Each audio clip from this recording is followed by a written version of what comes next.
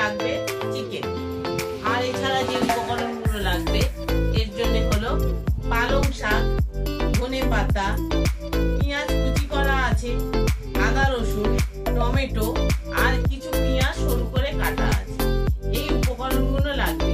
এবারে আমি এই ধনেপাতা, পালং শাক, আদা রসুন, পেঁয়াজ বেটে নিয়ে আপনাদের কাছে ফিরে আসছি। আমি আবার আপনাদের কাছে যে মশলাগুলো বেটে নিয়ে বাটবো বলেছিলাম সেই মশলাগুলো বেটে নিয়ে ফিরে এলাম।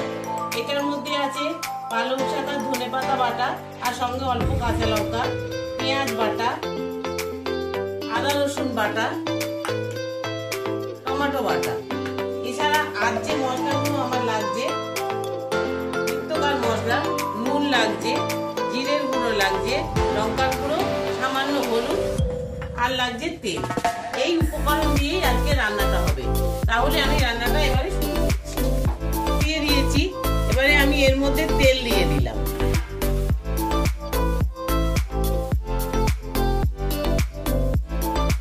তেলটা গরম হলে আমি এই কুচনো যে একটু অল্প পেঁয়াজ আছে, এই পেঁয়াজটা প্রথমে আমি দিয়ে দেবো।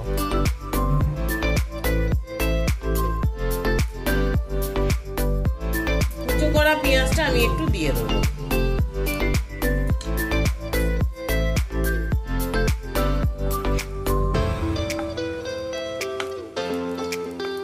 আমার পেঁয়াজটা দেওয়ার পর পেঁয়াজটা আমার নরম হয়ে এসেছে। এই নরম থাকা অবস্থাতেই আমি এই পেঁয়াজটা একটু লাল হওয়ার আগে আমি এই বাটা পেঁয়াজটা আমি দিয়ে দিলাম। দিয়ে একটু ফেটাবার জন্য একটু নুন দিয়ে দিলাম, যাতে একটু ফেটানোটা কম হয়। আর একটুখানি আমি পেঁয়াজটা দিয়ে একটুখানি গ্যাসটাও আমি একটু কমিয়ে দিলাম।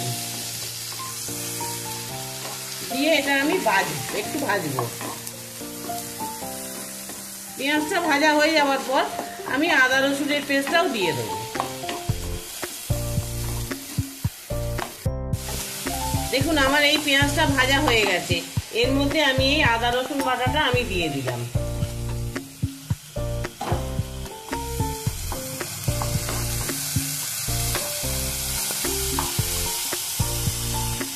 আমি এই আদা রসুনটা দিয়ে দিয়েছি।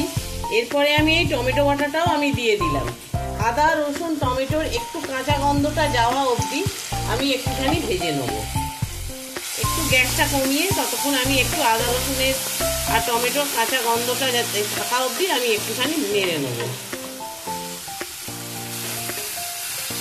রসুন আর পেঁয়াজটা যেটা দিয়েছিলাম টমেটো বাটা, এটা আমার কষানো হয়ে গেছে।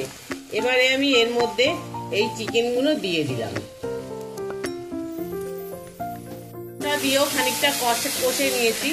এবারে আমি যে ধনেপাতা, পালং শাক আর কাঁচা লঙ্কা বেটে রেখেছিলাম এইটা দিয়ে দিলাম। এই মাংসটাতে কিন্তু জল পড়বে না, এর জলেই এটা সেদ্ধ হবে।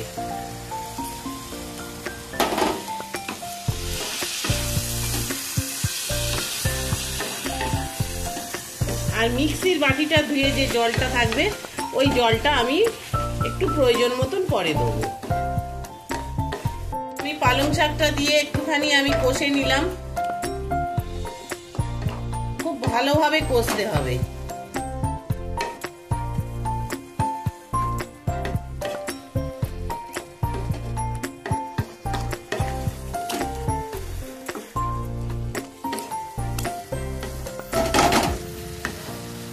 এবারে আমি এটাকে একটু চাপা দিয়ে দিচ্ছি। মাংসটা পালং শাকের সঙ্গে কষা হয়ে গেছে। এইবারে যে মশলাগুলো আমার আছে আমি এক এক করে দিয়ে দেবো। প্রথমে নুন দিয়ে দিলাম,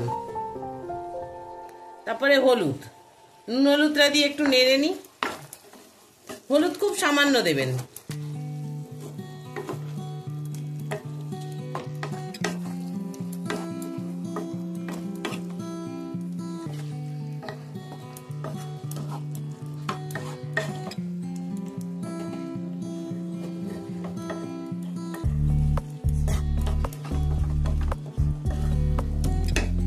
এরপরে আমি এই জিরে আর লঙ্কাটা আমি দিয়ে দিলাম।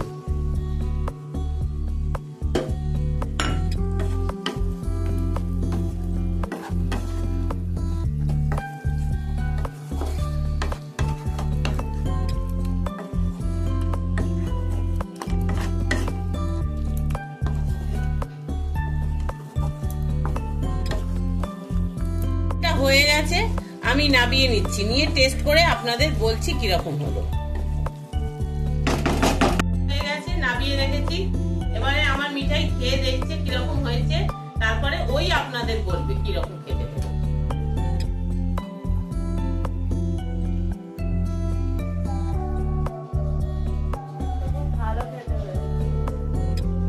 এটাকে চিকেনটা পালং চিকেনের মতন হয়েছে, লাগছে? ও বললো ভালো লাগছে, তাহলে আপনারাও করবেন, করে দেখবেন খেয়ে কিরকম লাগলো। যদি আপনাদের ভালো লাগে আমারও ভালো লাগবে। আশা আপনারা সবাই ভালো থাকবেন, সুস্থ থাকবেন, এই আশা করে আমি যেটা শেষ করছি। আর যাওয়ার আগে একটা কথা আমি বলে দিয়ে যাই, পাশে এটা অনেক বেশি লাইক করবেন, শেয়ার করবেন, আর পাশে থাকা বেল আইকনটা টিপে দেবেন, যাতে পরবর্তী রান্নার ভিডিও নিয়ে আমি আপনাদের কাছে চলে আসতে পারি।